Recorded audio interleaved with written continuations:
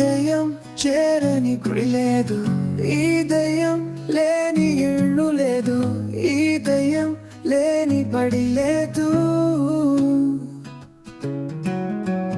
ఈ దయ్యం లేని చోటు లేదు, అందుగలదు ఇందు లేదనే సందేహం లేదు. ఎందెందు వెతికినా వెతకకపోయినా అందందే కనిపించే మహమ్మారి. ఈ దయ్యాన్ని తరమడం మనుషులు బాధ్యత.